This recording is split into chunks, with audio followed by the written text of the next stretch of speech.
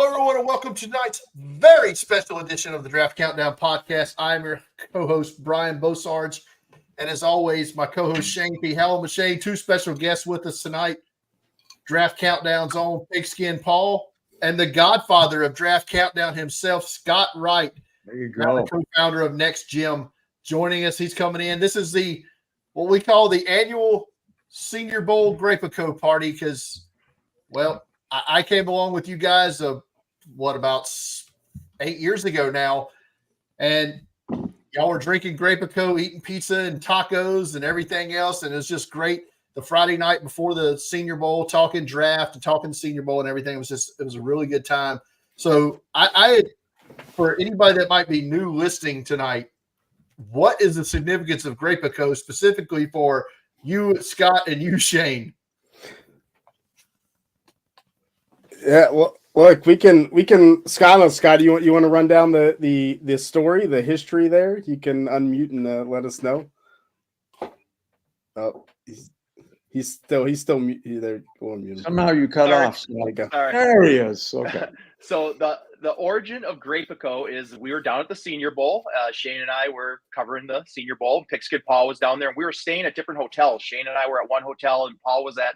I can't remember. Was it at it wasn't like a fancy one. It was like No, it was Red Roof Inn or something. Comfort Inn or something. You Yeah. you were at the Ashbury, right? Yeah. So he just called over. We're talking on the phone, and he's like, "Guys, I'm at the vending machine, and they've got something here called Grapicos."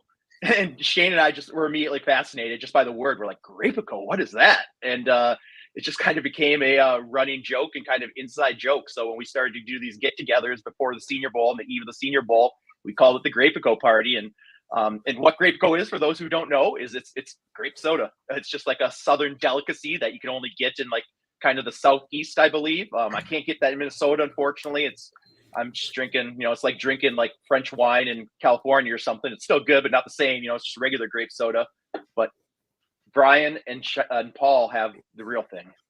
Yeah, I remember the vending machine. It was just written on a piece of paper too, like no logo, Yes. right? It was one of those like, is this real? Is this not real? No picture of the can or anything like that. Just And I thought it was like an unlicensed like beverage or something. exactly. Yeah. And I hate to tell you, Brian, it was over 10 years ago. I was going to say 8 years sounded low. 8 years for me with you guys. No, I don't think so. I think it's still. I think it's more. I think we know you more than 2013, I think, was Well, when we got maybe together. I'm just going back. I've been credentialed now as actual credential media for 8 years, so maybe it was like, look, Yeah, man, ain't nobody got to date nobody here, all right? Yeah. Well, why not? Hey, I'm the old guy and I don't care. Look, Yeah, I think my first Senior Bowl was 2005. Wow. Cadillac, Nice. Williams, DeBrickashaw, Ferguson. John Good Gruden times. coaching. John Gruden was there. Was Ronnie Brown in that game too? Yes, he was. Yes, he Cadillac. was. My first Senior Bowl was 1998. How That was old the year were I you, graduated high Brian? school. That was a great year. How old were you, Brian? My first Senior Bowl, No, 1990. First start with 1998. How old were you? I was 19 years old. I was Oh, you right were? out of high school. I Oh. graduated You were high attending school. the Senior Bowl when you were a kid. You've probably I seen more attended my Senior Bowls first than Senior us. Bowl in 1987. Man, Cornelius Bennett played in the Ooh. Senior Alabama. Bowl that I went to. Back in those days, a lot of the stars did play if they got invited. And one of the reasons was, and it was still that way when, and you know this, Brian, but when I went in 1998, every player on the winning team got $2,000 cash at the end of the week, and the players on the losing team got $1,000 in cash. And the overall game MVP got a car. They Yes. drove the damn thing into the end zone at the end of the game. Yep. Yeah, like my first was 2010. Scott brought me down as part of Draft Countdown. So so I've been going. Jake Walker, right? Was that star of that one? Yeah. That was the like he was 2011. Yeah. He was the year after. Oops. That was the actual good quarterback class. It was like that was Tim Tebow was 2010 was my first experience. So I'm glad you Picked a brought good up. one. I'm glad you brought up Tim Tebow because what I'm about to say comes back to Tim Tebow. The last time the Senior Bowl sold out was when Tim Tebow played in the game. They just announced it 5 minutes ago. This year's game is a sellout. Now, All right. Love to hear that. wait a minute. Yeah. I hate Now, to hold be on, Paul. Don't shit on nobody's play. I knew it was coming. do we really believe that? I kind of believe it. I mean, Yeah, but who'd they sell them to, or did they give them away? who cares? I mean, it'll be a packed house Glass half full, tomorrow. Paul. 25,000 capacity sold for this game. Okay. And I predict that when the cameras scan the stands, it's going to look like there's 15,000 people there. Brian Lamb says they may have to bring those payments back. That he's not wrong. But what we've done since we can't all get together, it seems anymore, because we've all traveling and all that, and I don't have to travel for this game, so it's great. We don't really get together on the Friday night before the game anymore in person. Probably haven't done that in the last 5 years, but what we have done is made this into a podcast or video podcast and all that, and we'll have it up audio as well. But the last few years, we've had a lot of fun making different predictions for the game and into the NFL season with these players. So tonight we'll call them props, if you will, without betting odds on them. We have maybe a little double digits here, predictions here. And Scott, got to lay you off the first two here because you're not deep into the prospects like you are. So you didn't come in with any preconceived notions about these players, so you can't really answer these first two questions. I get a buy. You get a buy on these first two. But just for an example, like last year, we had like surprise names in round one or whatever, and we're going to get to that in a little bit. Shane actually nailed his, got it darn near right, ends up going 9th overall in the draft. We have a few over-unders here. Now, there's a couple of them that no chance are going to be right because the offensive defensive rookie of the years aren't going to be in this game for the most part. Although none of us guessed Puka Nacua last year, he could have got pretty close. There There you go. So anyway, let's get into it, and we'll start with this one. A player that you were lower on coming into the week, but leave Senior Bowl week higher on based off their practice performance. I'll take the first one here, and I didn't even have a draftable grade on coming into this week. I think now maybe contends bottom top 100 or at the very least early day 3, and that's Maryland offensive tackle Delmar Glaze. Absolutely loved his reps at offensive tackle this week.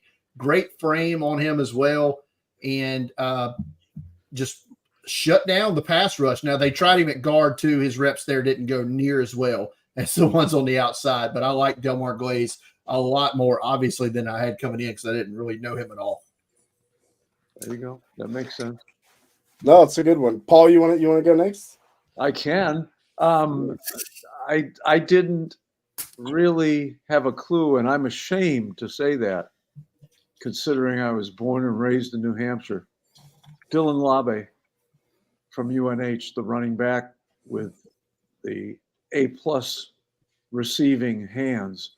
I think a lot of people were more familiar with him and had him reasonably rated, but I thought he had amazingly quick feet. He had the hands as advertised, and most of the time when he caught one of the passes, he got some good yards after catch. I think the comp that I had, and I heard some other people had, was Danny Woodhead from Chadron State way back when. I come away from this game thinking that Dylan Labe is a lot better than Woodhead was coming out of college. I wonder why they comp him to Danny Woodhead. Well, short guy, small school. He had one game against FBS competition this year. That was Central Michigan, and all he did, Shane, was go for 290 receiving yards or something like that. Yeah, just break the single game receiving record for a running back. Real easy to do against top competition. So, No, he was super impressive. I this is one of the first years in a while I feel like the running backs. I'm like, oh, I'm actually was kind of impressed by them. Usually it's really hard to do at practice. Yeah, good point. Good point. I'm between two guys. I'm gonna go with Gabe Hall, the defensive lineman for Baylor. He's a player 2 years ago I was kind of into. I didn't think he played very well this year for Baylor. The Baylor team was kind of a mess. No, nobody did this year. Right. Like, no played well. But I mean, from day one, day two, Gabe Hall was blowing guys up, running guys back. I mean, the in the run drills, he was stout and breaking down that pocket, filling gaps. Like, I was really impressed with some of the versatility and athleticism that Gabe Hall brought to the table. I had him borderline draftable, and now, similar to what Brian said, for Delmer Glaze, I think Gabe Hall played himself in early day 3. Yep. In the one-on-ones, the first day on the pass rush drills, he was eating these guys up with the arm over swim move. And we were like, and I think we even talked about it after that night was, so let's see what happens. You know, he didn't develop another move. It didn't work out, but in the team drills, he was great though. Otherwise, but the one-on-ones, he didn't have that same success the rest of the week. All right. So for every reaction, there must be an equal and opposite reaction. So who are we higher on coming in that we're now lower on going out? Paul. I was very impressed during the regular college season with the play of Brandon Dorlus from Oregon. He was 6'3", 290 pounds, looked like somebody that, other than on the nose, you could move him around, play him maybe 5 technique here or there, anything but the nose. And I'll blame his agent. It's an easy thing to do. But instead of 6'3", 290 pounds, he came here at 6'3", 272 pounds. And the rumor is that his agent and he got together and decided that if he could lose some weight and pick up some quicks, he'd be considered an edge player. And there's more money for an edge player and demand for an edge player. And I didn't see him do a damn thing all week long. Not a thing. I didn't see him make a tackle. I didn't see him win a one-on-one. He just as you would expect, or at least I would expect, a guy loses 18 pounds and decides he's something he's never done before at the Senior Bowl? I don't think so. Big mistake. Go back, Brandon, and gain some weight before the combine. A little tweenerish. That's a good one, Paul. I was super high on Dorlus. I mocked him in some first rounds. I thought he could pull himself up there. Oh, is. We'll see what the combine brings. If they reverse course, probably not. Right? They're going to keep him light and try to keep the athleticism. It's like, I have a couple here too. I'm going with a guy, Brian, we talked about on the podcast earlier a couple days ago. Jordan Morgan, the offensive tackle from Arizona, is a player that I expected to come in, kind of show he could be a first-round pick. He was on that borderline. And another player just very average, got beat multiple times by some players that I don't even know will get drafted. And so to me, it was, okay, this guy's awful, especially when a lot of other offensive tackles did really well this week. I think boosted their stock. Morgan was one I thought hurt himself and probably pushed himself. Day 2, I mean, he's still going to go relatively high, but to me, I'm lower on him now than I was before. I like that one too. Yeah, I agree with you. I'm going to go with the guy I had as my number one safety coming in. He's not going to be my number one safety going out. And that's Miami's Cameron Kinchins. Rough go in them one-on-ones. The more I watch the tape from the last couple of days, It didn't work out. He wasn't, and even in the team drills, he wasn't as aggressive as he looked on film at Miami, tackling or getting to the ball carrier. I don't know. Maybe he just had an off week. Maybe not. Maybe he just isn't as good as what I thought he was. I'm not sure. But Cameron Kitchens, he's going down my board a little bit. And I think you said, Shane, you didn't have a safety in your top, or somebody knows. Daniel Jeremiah on the NFL Network coverage said he didn't have a safety in his top 50. That might be the case. Yeah, you're right. The safeties in general didn't exactly shine this week, I don't think. That's fair. It was a good group on paper. It was a good group. I like Cole Bishop for the most part, but I think you're right. I like his teammate. We know that. Doesn't count as a safety though when you're getting running back reps. And he didn't let me down. Safety, running back. Wasn't he in the slot too, Brian? Brian, quit trying to curry favor with Paul over here. Jeez. Sony Vaki is who we're talking about, the safety from Utah, the other safety who plays multiple positions. All right. Let's tag Scott back in here. So Scott, you're going to lead, baby, because this is you. This is your baby.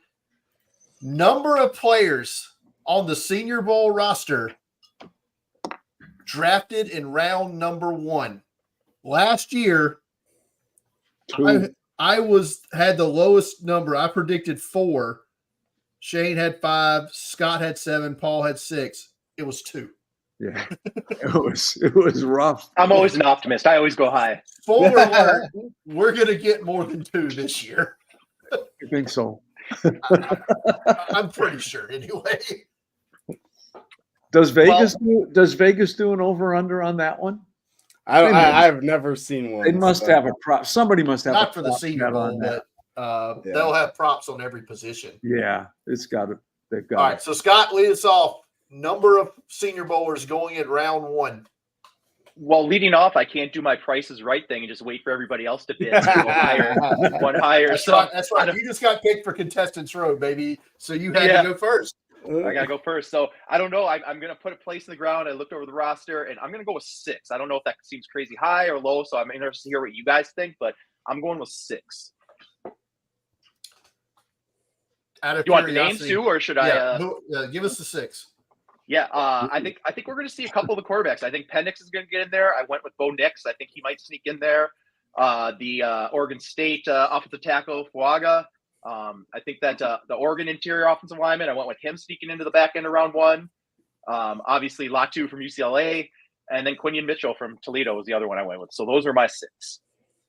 All right, Shane. I am going 8. I'm going to go higher than Scott here. That might be a first. That might be a first, and I don't even think the quarterbacks are going to go first round, but it's a possibility, so I'm hedging a little bit. I don't know. Maybe I'm going high. I made a Grapicos cocktail that I found online, so maybe that's swaying my decision. But I think Quinion Mitchell. I said on the pod 2 days ago. I think Darius Robinson in Missouri is a first round pick after this week. He's played really well. I think Devondre Sweat maybe has a shot as the big nose tackle to maybe sneak in there. I like Chris Braswell to go. Latu obviously is there. I think there are a couple guys, on the borderline outside of what Scott mentioned. I think there's some players on the border too that could pop up into the first round. We talk like Adisa Isaac from Penn State could sneak in there. Patrick Paul from Houston. I think Tyler Guyton's in from Oklahoma for sure after this week. And then, even wide receiver wise, I wonder if we start to get some buzz for Lad McConkey or Roman Wilson, to sneak into the first round. So I think 8 feels good to me as it ends up, especially if one of those quarterbacks make it in. I think we could hit 8 this year. How about it, Paul? Okay, I'm going to go high. I was hoping to have 10, but it didn't work out. A couple of guys fell flat on their face. So I'm looking at Latu. I'm looking at a guy that I don't like as much, but I've heard so much from Jeremiah and Tyler Guyton from Oklahoma. Robinson. I think Nix and Penix are going to go because everybody's going to get starved for quarterbacks. Braswell from Alabama. I actually like him better than Dallas Turner. Mitchell from Toledo. Fuaga, Oregon State, and Powers Johnson. Those are my 9. All right. I'm going to wrap her up here with 7. All right. Those 7 are in order of numerical on the roster. Oh. Quinyon Mitchell, Bo Nix, guy I'm saving for the next question, Laitu Latu, Jackson Powers Johnson, Tyler Guyton, and Talisay Fuaga are my 7. There you go. I can't believe I had the lowest number. Yeah. Look at that. This I was a wanted first. to get your 10th in there, but a couple of guys really stunk this week. It could have. I think 10 is in the wheelhouse. You know. And that would be, I think it was Nagy. Was it Nagy's first year as director? They had 10. That was like when Chris Lindstrom and some of those other linemen got in and padded it out a little bit. Yeah. And that would be a really good number. And I think the offensive line would be the group this year. Yes. That might sneak a couple of guys in there to blow the number a little bit higher. Wasn't there one year about a decade ago, maybe 12 years ago, where like literally half the first round was like Senior Bowl guys? Wasn't it like 15 or 16 at one point? It's been a while, but yes. Yeah, it's been a minute, but so 8. Getting close to 10 would be an outstanding year, I think. Yeah, I had circles by about 4 more, but it's like I think I pulled myself back. All right, surprise name in round 1. I'm going to start this baby off with just a zinger here. I left him off when I said so. I counted him in my 7 because I think we're getting Kelvin Benjamin-ish with Johnny Wilson, wide receiver from Florida State. Whoa. Whoa. Oh my goodness. I need some odds on that one. That's a big one. If you hit that, Brian, I will I'll buy you a Grapicos. Wow. How about it, Shane? I mean, look, I think we all kind of had Darius Robinson in, but we talked about it on the pod. I mentioned it on Wednesday, so I'll stick with it. I mean, I think Darius Robinson played his way into the first round. Defensive lineman out of Missouri, maybe has a shot to be an edge rusher, versatile, dominant. I think we could be talking about a mid first round pick when all's said and done, and contending for D-line 1 in this class. Yeah, Scott. Yeah, I'm struggling with this one a little bit, and I guess like because of those quarterbacks, they were on the fringe, and I really think we're going to see a bunch of quarterbacks go late round 1. So I think there's going to be more quarterbacks in the first round. So I want to say those quarterbacks, but I already threw a couple in there that I think are going to be. So, you know what? I'm going to go with Ladd McConkey. I just and it's probably it's probably a long shot, but man, he's a good player, and I might use him for a future category as well. But he's just one of those guys, right? You know what you're getting, and he's going to come in, contribute right away. So I'm going with him. Okay. Paul, who's shocking the world on night 1? Well, it would shock me too, but you got to pick somebody. How about Jamari Thrash? He had a great week down here, and he was, to my knowledge, he still has posted the fastest playing speed that the computer spit out of any of the wide receivers this week. So, he's almost 6 feet tall. It's not like he's a small guy. So what the heck? Jamari Thrash at pick number 31 or something like that. That would be AJ Jenkins-esque, like if Jamari Thrash gets in there. Throwback. Yeah. All right. So that was, to recap there, Scott, normally the optimist, the lowest here with 6. I had 7. Shane had 8. Paul, 9 Senior Bowlers in the first round. So we'll see. We'll know, and we'll talk about that on our live stream, April 25th. Scott, we're going to bring you back in. Paul will be in. I'll be in. Shane will be in, and a cast of others. Night one of the NFL draft as we live stream all 32 picks. All right. Over under 42.5 of the top 100 picks are from this year's Senior Bowl. I think it's easy. Yeah, I could start. Go ahead, Shane. I think it's an easy over. Easy over 42.5. I counted 45, 46. So I didn't really know where to set this number. I initially wrote down, was writing down 46.5, and I backed it down. So I'm also going to go over. Sign me up for the over. And really, it's just too. It's like belief in Jim Nagy, right? I just know how hard Jim Nagy hustles, how plugged in he is. I think he's getting the information that when he's inviting guys, he's got a pretty good idea. So I'm not going to bet against Jim and the information he's got. Yeah, this year he invited everybody. That's true. Yeah, if you invite everybody, I can cover his bases, I guess, right? How about it, Paul? Okay, well, I'll tell you what then. I'm going the other way. I'll go slightly under. I think some guys that were here this week, besides the ones even we mentioned, shot themselves in the foot big time. And I'm not convinced that any of them can come back strong enough at the combine to get back in there. So I'll take the under. All right.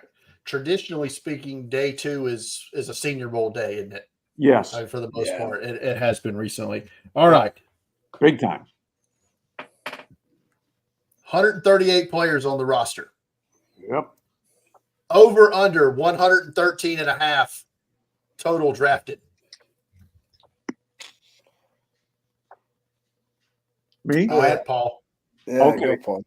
Okay, I'm going to go, believe it or not, I'm going to go over on this one because I am one of the believers that there is so little depth to this draft at almost every position that once you get past round 4, it could be a crapshoot on almost any player that's eligible out there. And if that's the case, then Jim, having invited the whole world to come play in his game, he's got a good chance that it's going to go over that number because who the heck else is out there to take? I believe their record number of players is somewhere around like 105 or something, or 103. I thought it was a little higher than that. I thought it might be. I would have to. Well, I didn't research that. But they've never had this many guys, right? Coming in, right. You know. So I am also going over on the total. How about it, Scott? Yeah, I'm going over, and I'm more confident in this one actually than the top 100, just because I think too, because day 3 is a little weaker. I think teams are going to kind of revert to the guys they have the most confidence in, guys that they've seen up close and personal, and they have a little bit more information on. So I think in a weak draft that favors guys with a little bit more experience, and so I'm going to go over on that one. Which team has the most 6th and 7th round draft picks this year? Anybody know? Got a good guess? Because I'm thinking that's going to be a very unhappy team, and they're going to be in the trade market big time as day 3 rolls around. Yeah, one of those old drafts where they draft 13 guys and cut 8 of them. Yeah, exactly. A Bill Belichick draft. San Francisco has 4 comp picks, so I would imagine they're up there. Some of those are early. No, 4 on day 3. 4 of them on day 3. Yeah. So the Jets have 3 comp picks on round 7, so they can just hit it. I'll go under. I'll switch it up, and here's why. I think the tight end class is garbage. I don't think you might only have 1 tight end. Maybe 2 tight ends in this game get drafted. Yeah. I think the running back group, as much as I like them this week, running back's going to fall in this draft. I think a couple of them go undrafted. I think a couple of the quarterbacks don't get drafted from the game. I think we can get up to 12 to 15 just in some of these weaker positions. And then all it takes is, we always have a couple randoms fall. So I actually think this is a really good number that you set, Brian. I think 113.5 is a good number. I'll go under just to be different. All right.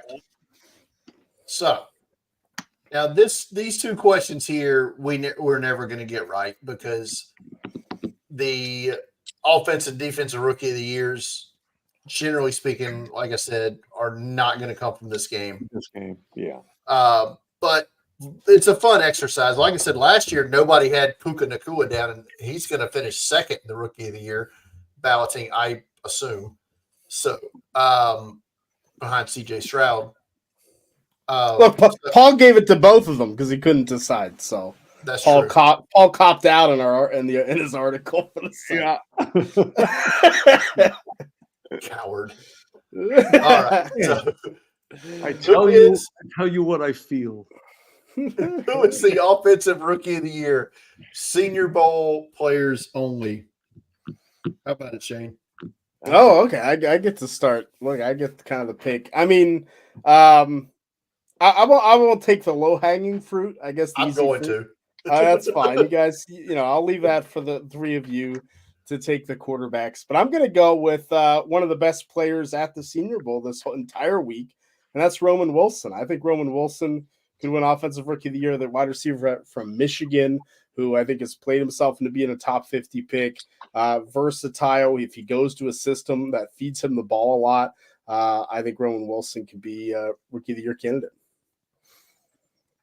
Okay. I will take said low-hanging fruit and go with Oregon quarterback Bo Nix. That wouldn't have been my pick. Say question. Has there ever been an offensive lineman that was NFL offensive? There hasn't. Has there ever? No. I didn't think so. Okay. Then I'll try to find the Puka Nacua of this year. Okay. How about, he's better than that. How about Malachi Corley? He could catch a lot of balls depending on who drafts him, and he's going to get a ton of yards after catch. It's fair. The Yak King, he calls himself on Instagram. Oh, yeah. That's his Instagram handle, Yak King. I like Malachi Corley. Got a lot. It's hard, like I said, we talked about it earlier. It's hard not to comp him to Deebo Samuel just in his body size and the way he plays. He's a running back at playing wide receiver. Mm-hmm. If you look at him. Yeah. Scott, go ahead. I'm going to take a piece of that low-hanging fruit as well. I'm going to go with Penix. Yeah. Michael Penix. And I mean, I think he's got as much upside as any of those second-tier quarterbacks, and obviously he's got to stay healthy. But if he can stay healthy, I think the upside is there for him to really be a special player. So I'm going to go with Penix there. All right. Let's go off kilter here. So me and Scott here took the low-hanging fruit. What team does Michael Penix win Rookie of the Year for, Scott? I mean, I tell you what, living here in Minnesota, there's a lot of Vikings fans that have their eye on him. I can tell you that. I don't know if it's at their first pick or trading back into the first round, but that would be a pretty darn good situation. That's the one, right? I mean, that's the situation. I will say look good purple. Bo Nix replaces Geno Smith as the quarterback of the Seattle Seahawks and wins. That'd be a good one too. Fair. Well, that could be. Yeah, that could be. All right. I'm going to let everybody else go first to see if I have to change mine. So, defensive Rookie of the Year from the Senior Bowl. Go ahead, Scott. I'm going to go with Quinion Mitchell. Just everything I've heard about him is that he's kind of checking every box. He's passing all the tests, and there's just a lot to like about him. So I'm going to go with Quinion Mitchell for my pick. Go ahead, Paul. I think it's a roll of the dice because of his background, but given the position he plays and how well he handles that, I'll take Latu. He could lead. He could have 15 plus sacks for the season if he's healthy. Go ahead, Shane, because I got to find somebody else. Oh, look, did you not think that the 2 picks were going to be Latu and Mitchell? Did you not? Yeah, I mean, you know how much I love Mitchell. I would have been all over that. I'm going to go with Adisa Isaac, the edge rusher from Penn State. I think he has the ability to have some big sack numbers, even if it's not, a tremendous overall season. He's not going to be Micah Parsons. But I think if it ends up a weak statistical defensive class like this current rookie class, people are struggling to get a defensive rookie of the year here. I think Isaac is an interesting choice. Yeah, I'm not even sure how high he gets drafted to get him even in this conversation. But I'm not going to go with an edge guy here. I'm going to go with a linebacker. I'll go with Peyton Wilson from NC State, just because if he depended on his system team, he might put up some high tackle numbers or something. Maybe get some stacks in there and all that. But that's solid. All right. This question was not asked last year. I want to say we did this a few years ago, Paul. I think when we were with the Everetts and somebody else. I can't remember who else it was. One player that's playing in the Senior Bowl game that you think will be on a UFL roster in 2025? Yeah, I could start if you want. Go ahead, Shane. I can break Scott's heart, I guess. You're gonna do it. I was gonna do it. I'll pay it back. I'll pay it back later for him, but I'm gonna take Sam Hartman. God, that's what I wrote down. There you go. I was going to do it too. Yeah, come on, like, that's too easy. Look, I mean, look, before this week, I would have said Carter Bradley, but he outplayed Hartman by I won't say Carter Bradley for the sheer fact his dad's Gus Bradley, and he's NFL tight end. He'll be on somebody's practice squad for years. So I'll take Hart. I don't think Hartman gets drafted now, and I think it's very possible that a starting quarterback position in the UFL is a better spot for him. It could be. I'm going to go with Hartman too, because that was my pick. I had written that down, and it hurts me as a Notre Dame fan. But my logic is just obviously it's got to be somebody who's a fringe prospect whose teams might not be willing to, or might be willing to give up on a year from now, even if they are a late round pick. And Sam Hartman, obviously, he's got a great college pedigree, played at Notre Dame. He's going to be a guy that can maybe help a UFL team sell tickets a little bit. And there's enough there that they can convince themselves into him. So I'm going to go with Sam Hartman. I hope it doesn't happen. I hope I'm wrong, but I'll go with Sam. Go ahead, Paul. Okay. Well, listen, Hartman is such a low-hanging fruit. He's on the ground rotting. Okay. Okay. I'll give you one. Joe Milton. Oh, there you go. Look, Tennessee. And he may even get drafted late and be in an NFL camp. But I'll say this: Joe Milton. I think they're going to ship him out the for UFL. seasoning. He's so toolsy, though. Isn't somebody going to keep him around for a couple years on a practice squad? I think so. Yeah, because I thought about him too. But he still could be starting in the UFL. Like Brian said, that's what he should be doing in the spring. I'm going to be practical here. I'm going to just take a running back that I don't think is going to be on a roster after training camp, and I'm going to say Imani Bailey, the running back from TCU. That's a good one. Yeah. Like I can change mine. We can give Scott Sam Hartman.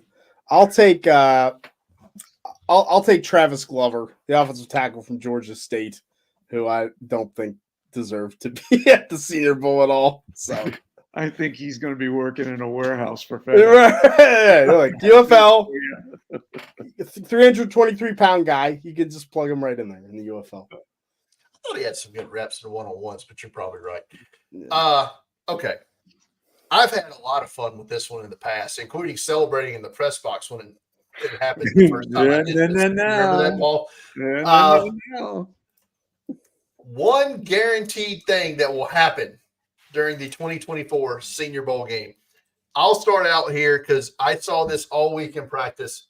This feels good to me. We will see one center quarterback exchange lead to a turnover for the defense. At least one. Okay, that's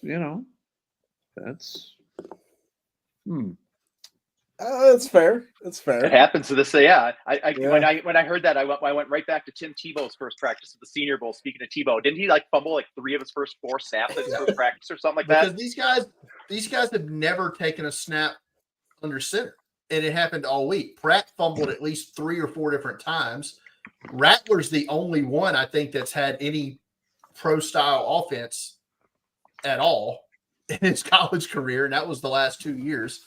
So he was the only one that really didn't have any issues with the exchange. Pratt did, Nix did, Penix did.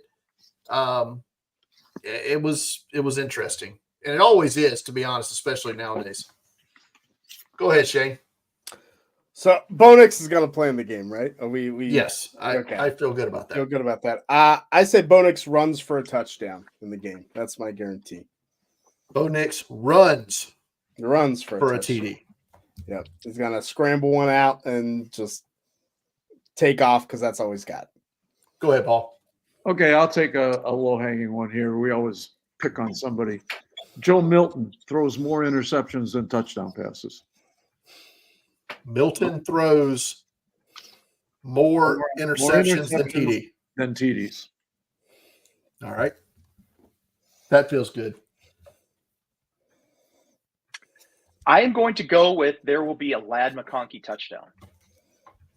It's good. It's a good one. Lad McConkey, anytime touchdown. Yep. What would you prop that out, Shane? Well, Plus what? Well, plus 200, I think is good. Maybe plus 150. That's good. All right. So There you go. One guaranteed thing that will happen during the 2024 Senior Bowl. All right. Here we go. This is where we get. How did we do in this last year? Did anybody get close?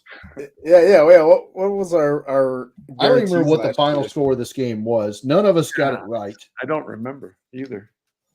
But none of us got it right. I know that. It's the 27-10 The national team won, national right? team won. Okay. Right. So I had the American team winning 24-14. Paul had the American team winning 24-17. Scott had the North team winning 17-4. The national team 17-14, and Shane had the national team winning 10-7. So Scott's got it. Yeah. Yeah. Okay. There you go. All right. That's okay.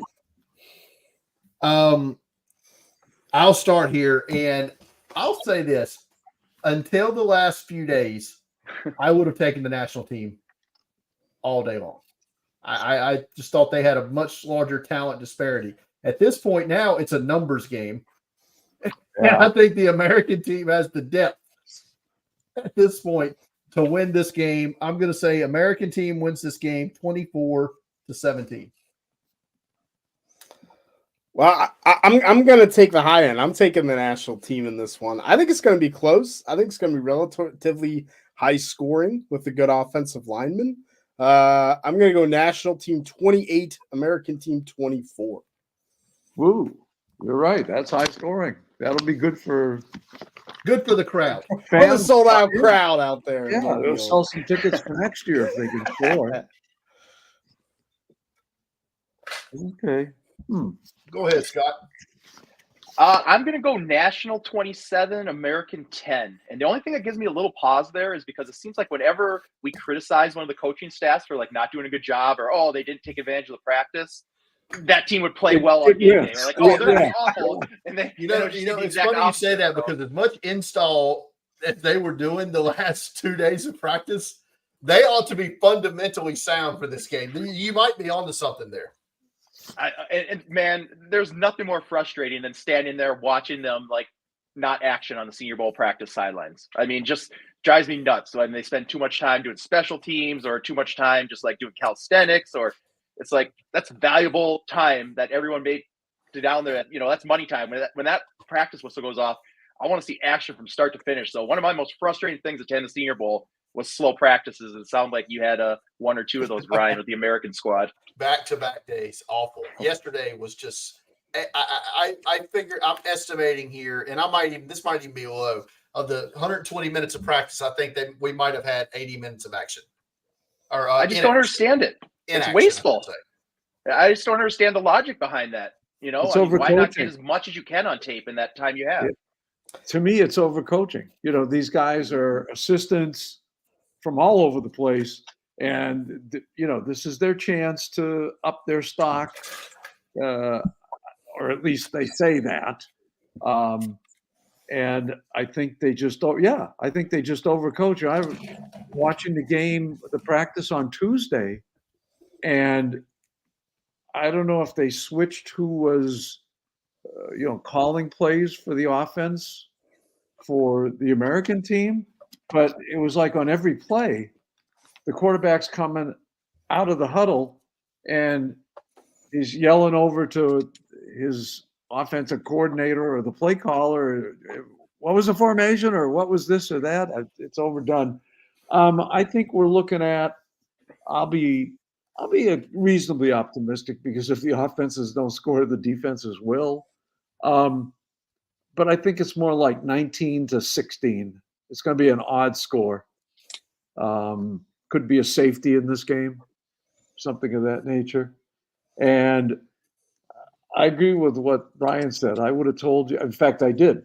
The first thing I wrote on the Tuesday practice was, geez, it's not even close. The national squad has incredibly more talent than the American squad. So I guess I ought to be smart for a change and say 1917 or national. 1917 or 1916? 1916. That's right. I wanted it to be a real. So you brought up maybe a safety, and I'm like, well, they don't kick off, right? So, or anything like that. But Torrey Taylor's the punter for the national team. Yes. Yeah.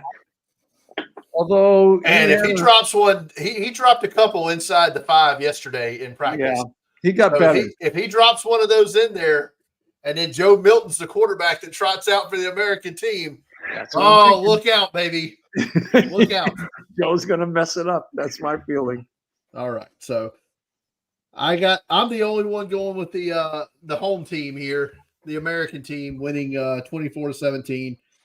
Shane National 28-24, Paul National 19-16, Scott National 27-10. All right. So with that being said, that brings us to who wins the Senior Bowl offensive MVP of the game. Generally speaking, this would come from the winning team, right?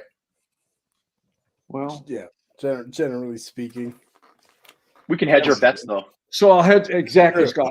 Let me go. I'm gonna hedge my bets, and I'm gonna pick somebody from the other team. Give me Spencer Rattler.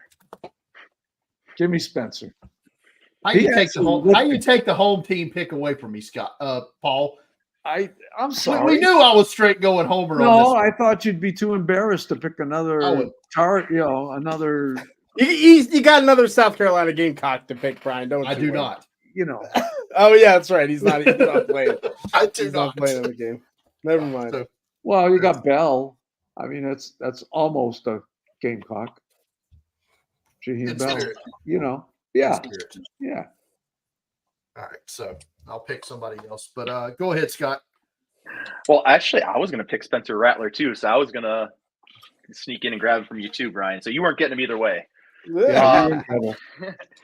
And I mean, obviously, quarterbacks just because they're going to touch the ball a lot, but not necessarily the best quarterbacks. Like in all my years going to the Senior Bowl, there were occasions. I think Daniel Jones maybe won game MVP, but by and large, it was like one of the lesser known quarterbacks. It seems like that when they won MVP, but since Paul already took Spencer Rattler, won MVP of this game. Yeah. So yeah, you know what I'm going to do? Just because there's been so much smack against Joe Milton, I'm going Joe Milton. I think he's going to hit a bomb. There you go. Let's show Joe Milton a little love. Stick up for somebody. There you go. Yeah. Show off that big arm, 95-yard touchdown when he gets pinned down. He might run for one. He might run for one. A tush push. We had a nice run of Daniel Jones and then Justin Herbert the next year of MVP. That's true. Yeah. But I mean, before those two was Davis Webb and Kyle Laletta, so it's fine. And I forgot about Kyle Laletta. Christian Ponder and did both of those get drafted by the Giants? Yes, and Daniel Jones, the very next one too. All three in a row. That's right. You got it tight. Yeah, and none of them worked.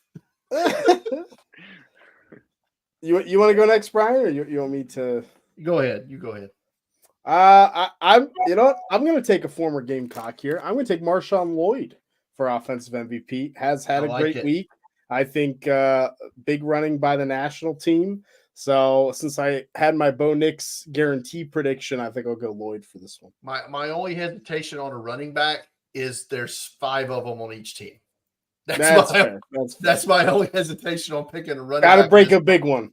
So I'm going to go with the wide receiver because of all the positions that have gotten mashed this week, wide receivers got hit hard on both teams.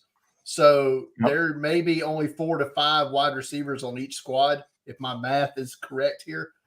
So I'm going to go with I'll go opposite of this. I think he's opposite. Hold on. He might be on the American team. I can't remember. This is great radio here. No, he is on the national team. All right.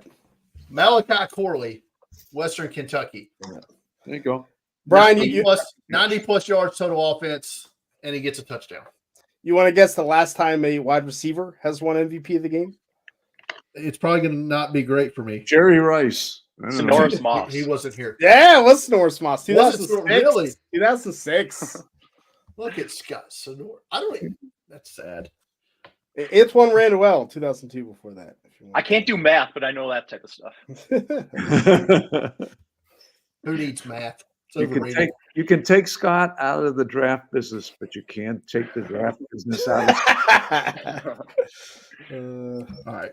He's sneaky. So defensive MVP of the Senior Bowl, and so I don't get sniped here. I'm going to go first and take Shane's guy, Darius Robinson, the edge rusher defensive lineman from Missouri. We'll call it 1.5 sacks, 3 tackles for loss. I like it. I am going to take a Golden Domer. I'm going to go Cam Hart, 2 interceptions in the game. He was good this week, Scott. Yeah. He looked good. I thought you were going to take my guy, Shane. That's not who I was going to take, but nice. I had 2 of them on my list, so I was. We'll see if I pick the other one. Yeah. He surprised me. Should I go next? So I'm going to go with the Golden Domer too. I got to show some love for my Irish, especially after I backed over Sam Hartman with the bus earlier with the UFL thing. So I'm going to go with Maris Leofau. Ooh, that is who I had on my list. Okay, I'm just intrigued by him. I think he's going to be a better pro than college player. He had tough time finding a fit in college. He's got some tweener traits, but he's got decent size and length. He's just fast enough. He can pass rush. He's got pretty good range. So I think he's the type of guy. Maybe he gets a tackle for a loss, a sack, bunch of tackles. So I'm going to go with Maris Leofau. Go Irish. That actually coverage this week than I thought he would be. Yeah. Yeah, I actually like JD Bertrand this week too. I thought was a vocal leader, showed some things. So he was Bertrand was voted best linebacker. By the running backs and tight ends of the national team. He had some surprising GPS times too, right? He was moving pretty well. Yeah. Go ahead, Paul. Okay, I'm going out of left field on this one, but this guy really impressed me, and he may just turn it loose. Austin Booker, edge rusher from Kansas. I think he's the youngest kid in the game, isn't he? I think so. I think if not, it's pretty close. Yeah. Started at Minnesota, Scott. I know that means one of nothing us. to you being a Domer, but hey, he looked after the first day. He was absolutely excellent. He was fast. He's good. His film is impressive. Like I went back and watched, and I was like, "Well, how did I miss this guy?" Really, really good. Yeah. I missed this earlier, but on the lower on coming in, Brian said Theo Johnson. He's higher on him now, leaving this week. Mm-hmm. It's nice to be the best tight end when the rest of them are. There you go. By default. And there's opportunity at that position, right? It sounds like he's the guy who took advantage of that weak tight end class and made himself some money, right? Yeah. The best tight end this week isn't a tight end, if that says anything. So Jaheim Bell was the best of that entire group, and I don't even think it was remotely close. I thought you were gonna say Johnny Wilson since he's going in the first round. Johnny Wilson's a receiver, man. A receiver. Receiver. I don't know about that. We'll see. That's right. And so is Bell's an H-back. Okay. Yeah. Take that. Final thoughts on everything we've said tonight. Talked about the Senior Bowl the entire week before we get to the game tomorrow. Paul. Unfortunately, per usual, for the last however many years, and I don't think it's going to change soon, the most disappointing aspect of the game for me has become the acceptances versus. Sorry, we got to beep you out there, Scott. Paul, we can't talk about that. Oh, okay. That's fine. I'm just kidding, Paul. It's the acceptances versus the guys who actually play here on Saturday. And I mean, last year I think was an embarrassment because even some of the guys that stayed and suited up, they just stood on the sideline the whole game, never came in. That's an absolute insult, I think. The best story I heard about that was Jaron Hall, the quarterback for BYU, got on the plane and didn't even tell anybody he left. He just left. They went looking for him. He's like, he's gone. NFL starter Jaron Hall, still got drafted. The NFL doesn't care, and that's that's the problem, and that's the problem with fixing it. I should say, if you want to try to fix it, the NFL doesn't care. Right? They show that because there's no punishment. It's like when McCaffrey and Fournette opted out of the bowl game for the first time, and they both got drafted in the top 10. The NFL showed they didn't care. Jamar Chase sat out an entire year, said, screw it, I'm not playing. Drafted in the top 5. The NFL doesn't care. If you can play, that's all the NFL cares about. That's the truth. Yeah. Oh, yeah. I think so. I mean, it sucks for the game. I think the number last year was something like 37 or 38 players that started the week of practice, didn't play. The number's high this year. I'll just say that. I'm trying not to get in trouble anymore.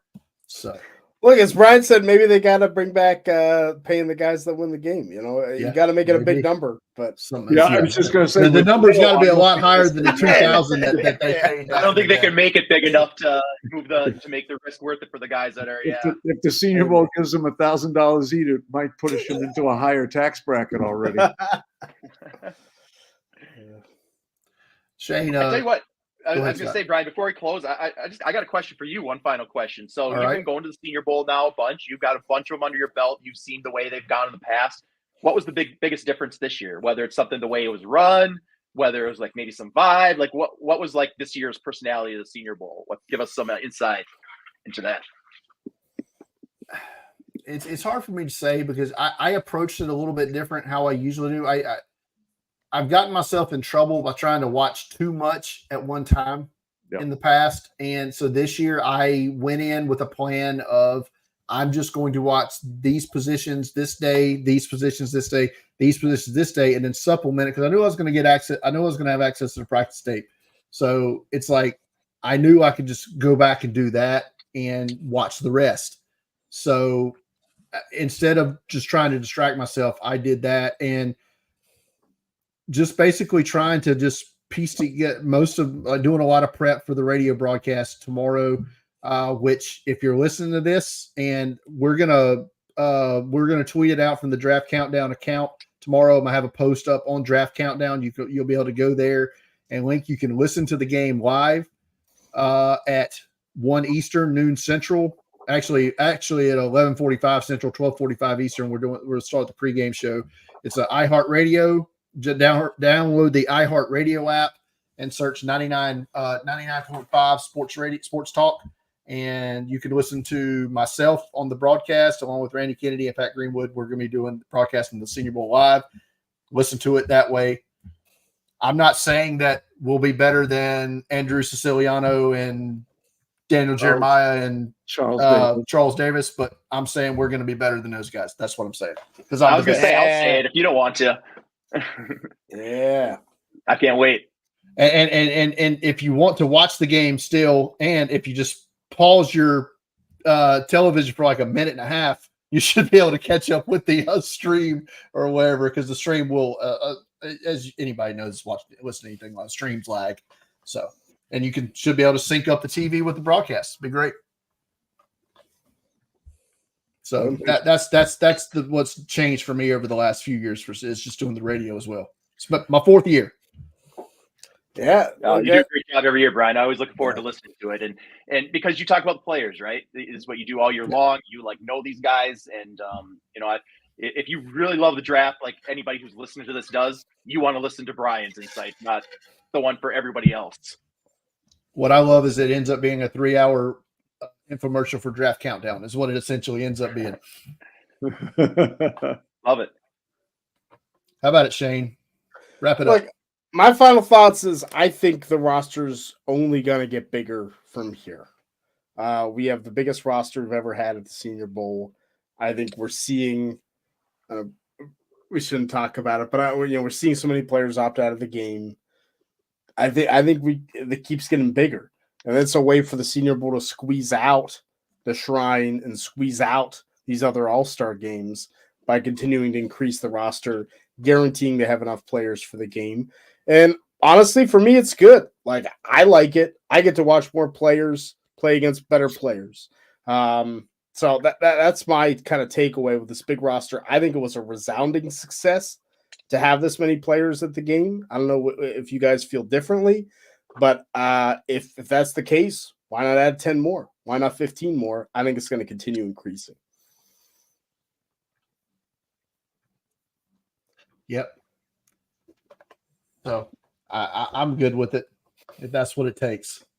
But yeah, the more the merrier as far as I'm concerned. And it's always, the first years we went down there, Paul, you know how it was. It was like the eve of the Senior Bowl, we get a list like, oh, this player dropped out, this player dropped out. And it wasn't, I understand those decisions. If it were me, I might too. If I'm going to be a top 5 pick, top 10 pick, the ones that frustrated me were the ones where guys had a chance to compete and really help themselves and move up. And then when they didn't play, that's the ones that frustrated me the most. So yeah, obviously there's some, it's a good decision. The juice just isn't worth the squeeze, right? The reward isn't worth the risk, but the ones that frustrate me are the ones where like it's a missed opportunity. Yep. All right. So we're going to cut this party off now. We're going to cut Shane off. He's getting drunk, drinking his Grapicos. No, I think it's going well. And we've seen Shane drunk. You don't want to see it, people. You do not. I personally have never seen it, but yeah. But that's going to do it for the annual Grapicos Senior Bowl draft party here. We had fun with these predictions, like I said, and we'll Shane will on the podcast next Wednesday. We'll go back over the game specific ones and see how we did. Anyway, and we'll talk about that then. But as always, if you've come across this on YouTube, you're new to the channel, go ahead and hit that subscribe button, and you'll get and the notification bell so you get notified when we go live each and every week. And I'll be on here solo tomorrow night after the game, doing a quick recap show of how the game went. And again, like I said, go ahead and download that iHeartRadio app and get prepared. You can listen to the game tomorrow. If you listen to this on an audio platform, be it on Spotify, Apple Podcasts, or wherever it is you listen to your podcast, go ahead and give us a 5-star review there. Share it out with your friends as well. Follow me on Twitter at Deep Fried Draft. Follow Shane on Twitter at Shane P. Hallam. Follow Scott on Twitter at Scott Wright MN. Is that right? That's it.